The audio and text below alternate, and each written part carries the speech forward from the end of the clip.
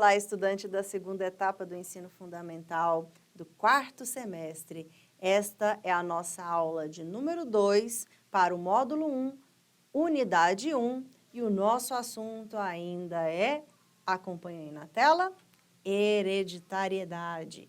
Mas então, a aula passada eu falei sobre gametas. E o que seria a hereditariedade? Acompanha aí. É o sistema biológico de transmissão de certas características dos seres vivos entre gerações. Então, uma característica que é transmitida de um pai, de uma mãe para seu filho ou sua filha, dos pais para seus descendentes. E se você prestou atenção na aula anterior, eu acho que você consegue agora fazer essa conexão, essa relação entre os gametas e a hereditariedade. Olha só, lembra quais foram os gametas que nós estudamos? O gameta masculino, o espermatozoide, todas as suas estruturas mostradas aqui na imagem, que estão relacionadas à sua função. Ele é um gameta, uma célula móvel, que precisa se locomover em direção ao ovócito. Enquanto que o ovócito é uma célula bem maior que o espermatozoide, ela não tem nenhuma estrutura de locomoção ativa, mas ela é transportada ali através da tuba uterina, que é o local dentro do corpo da mulher onde ocorre o processo de fecundação, tá? Da união dos núcleos do espermatozoide com os do ovócito. Eu falei para vocês também que os gametas são células haploides. Dá uma olhadinha aí na tela novamente, vamos relembrar.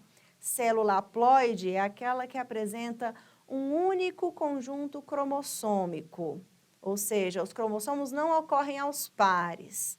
Enquanto que na célula diploide há a presença de dois conjuntos cromossômicos. Os cromossomos estão aos pares, tá? Então, as células gaméticas, né, os gametas, elas precisam ser haploides para que, quando haja a fecundação, volte a existir no zigoto o número completo de cromossomos da espécie.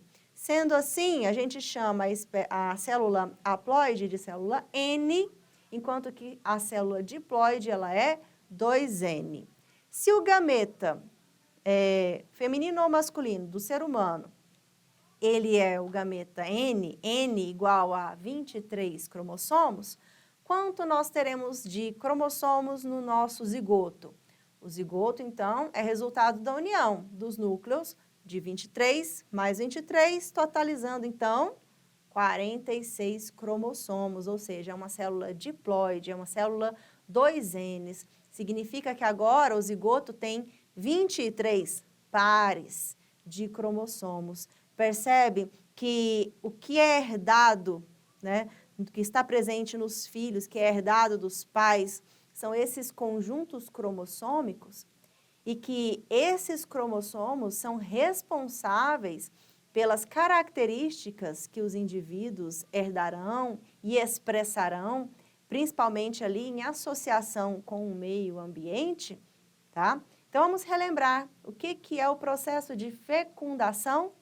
É a união dos núcleos haploides, ou seja, aqueles núcleos que só têm um conjunto cromossômico, que está presente nos gametas masculino e feminino. Aí na imagem você vê a representação de um espermatozoide em sequência, conseguindo vencer essa barreira que protege, então, o ovócito, utilizando as enzimas que apresentam ali na sua cabeça para poder fazer uma digestão, uma quebra das moléculas que estão ali formando toda essa estrutura que protege o ovócito e assim conseguir adentrar o seu núcleo no citoplasma do ovócito para que haja essa união dos núcleos e união do número de cromossomos. Então, eu disse também que a fecundação que acontece na reprodução sexuada, né, e essa reprodução sexuada, ela dá origem à variabilidade genética, né, porque os descendentes terão características dos pais, mas nunca serão idênticos, não serão clones. Haverá uma variabilidade genética, como eu mostrei para vocês nessa imagem que está aí na tela, né? Características como a quantidade de melanina da pele, ou seja, a tonalidade, a cor da pele é uma característica hereditária. A cor da íris dos olhos é uma característica hereditária. A cor da pelagem dos cães e outros animais também é uma característica hereditária.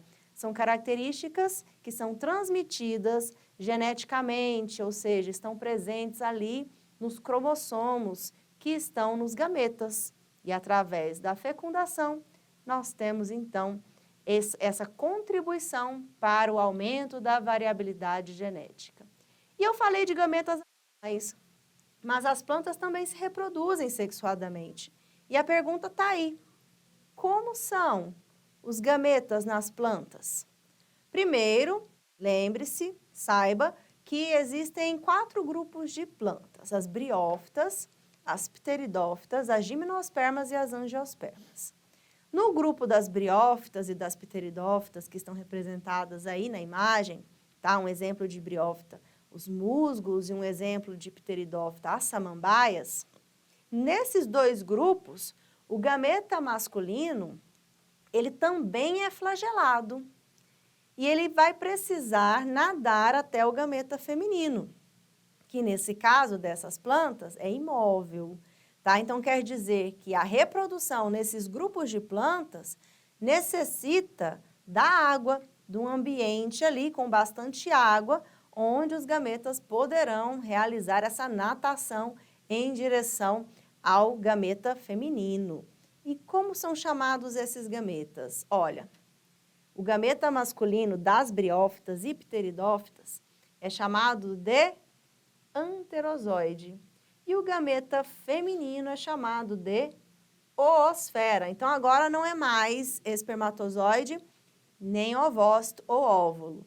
É anterozoide e oosfera. Olha novamente a imagem.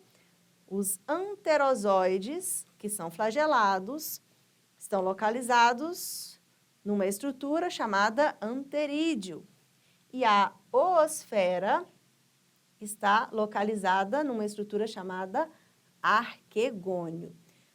Fazendo um paralelo com os animais, onde é que eram produzidos os espermatozoides? Testículos. E os ovócitos? Nos ovários.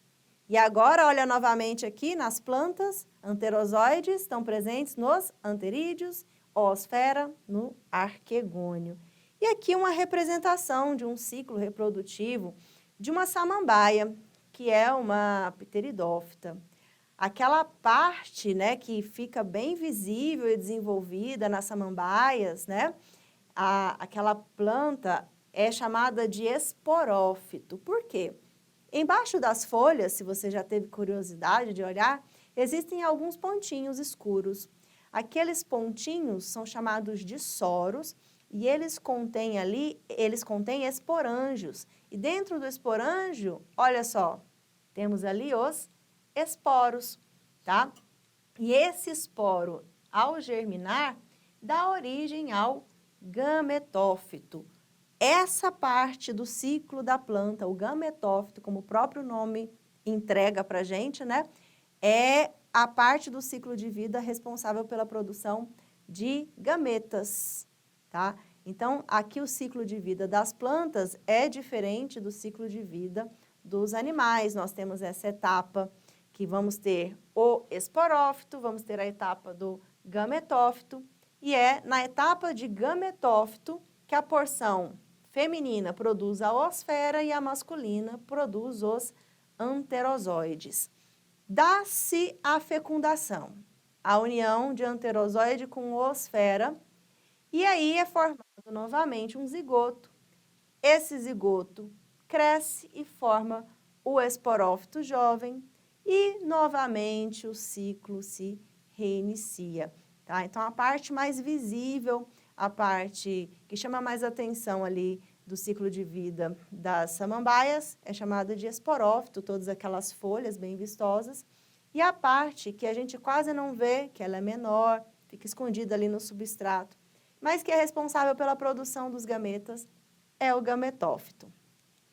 Continuando, temos ainda o grupo das gimnospermas e o grupo das angiospermas.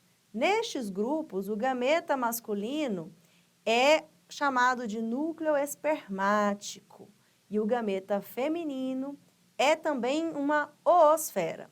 A diferença é que aqui o gameta masculino não é flagelado, pois estas plantas não dependem da água da mesma maneira que os grupos anteriores para a reprodução. A água é o meio através do qual o gameta masculino, das briófitas e pteridófitas, usam para se locomover. Aqui, por exemplo, o vento pode atuar como um fator de dispersão dessas células gaméticas masculinas. E também, não só o vento, outros organismos, como por exemplo, borboletas, abelhas, besouros, aves como, por exemplo, o beija-flor, tá? São seres vivos que fazem a polinização, transferem o gameta masculino para o feminino, no caso ali das angiospermas, né, que apresentam flores. No caso das gimnospermas, que o exemplo que temos aí na imagem é a araucária, mas também são os pinheiros, né, de maneira geral, os pinheiros não produzem flores, né, enquanto que as angiospermas, elas produzem flores e frutos. Mas isso aí já é um assunto para uma próxima aula.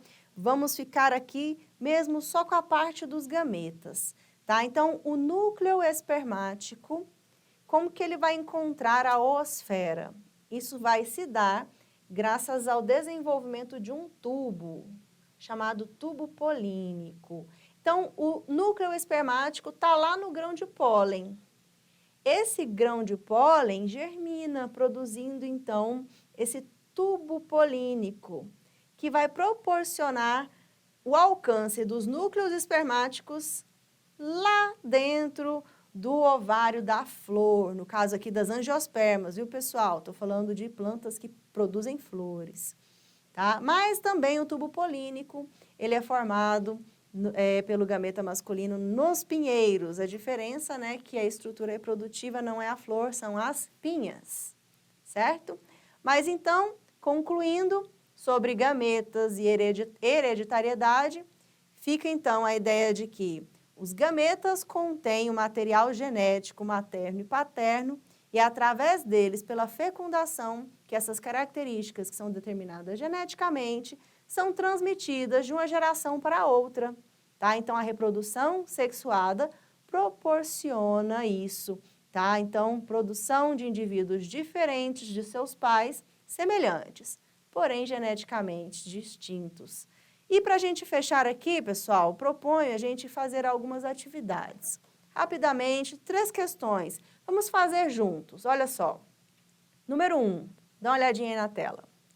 Células germinativas que se fundem no processo de fecundação para produzir o zigoto podem ser chamadas de... Letra A, células somáticas. Letra B, células gaméticas. Letra C, células espermatócitos. Ou letra D, corpos polares. Qual o nome das células que participam da fecundação? Vamos lá, resposta? Eu acho que você sabe, né? É a letra B, são os gametas. Questão de número 2. Faça a correta associação entre a primeira e a segunda coluna. Aqui no caso é uma lista. Temos aí, número 1, ovócito secundário, 2, espermatozoide, 3, oosfera e 4, anterozoide. Então, eu vou lendo aqui e vocês vão pensando aí qual é o tipo de célula. São os gametas masculinos imóveis, de criptógamas. Criptógamas, pessoal, são aquelas plantas que não apresentam flores, tá? As criptógamas, nesse caso aí, são as briófitas e pteridófitas. Então, elas apresentam, como gameta masculino, os anterozoides. Seguindo, é uma célula grande, imóvel, com a presença de material nutritivo. Eu estou falando do ovócito secundário, tá? Lembra que o ovócito primário, ele é degenerado, ele não resulta num ovócito, ou seja, um óvulo que será fecundado.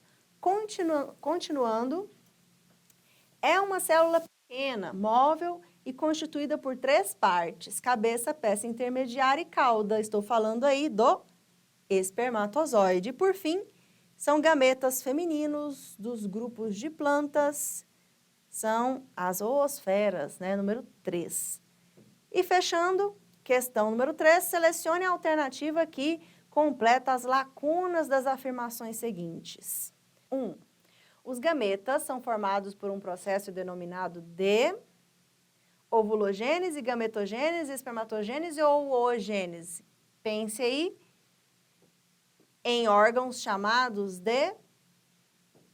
Número 2. Nas mulheres, as células germinativas são chamadas e estão localizadas nos ovários. Nos homens, essas células são denominadas espermatogônias e se localizam nos... E aí, conseguiu encontrar um gabarito para essa questão? A resposta correta, olha novamente, está na letra B, tá? O processo é gametogênese e os órgãos são chamados de gônadas.